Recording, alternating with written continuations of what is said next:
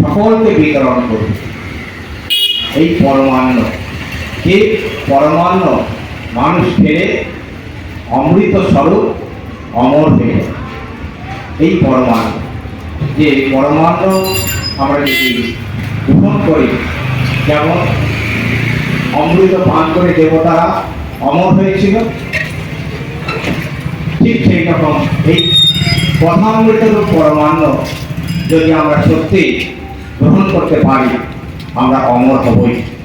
এটি ঠাকুরের কথা। তিনি তার স্বপ্নদৃষ্ট, কিন্তু ভগবানের স্বপ্ন এবং ঠাকুরের কথা যে এই পরমান্নের ভার, বিতরণের ভার তোমার হাতে রইবে।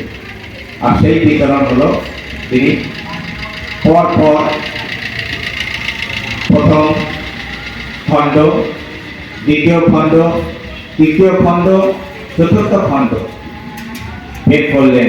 আর অন্তিম লগ্নে আরো দীর্ঘ বছর পরে, যখন সেটিও চতুর্থ খণ্ড যখন বেরিয়েছিল, তারপরে আর তিনি দীর্ঘ সময় ধরে 1910-এ চতুর্থ খণ্ড প্রকাশ হয়।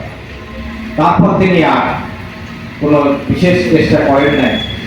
কিন্তু মা তখন বললেন যে তোমার কাছে তো আরো অনেক রয়েছে, করছি কিছু রয়েছে, তা তুমি চেষ্টা করলে আরেকটা করতে পারো।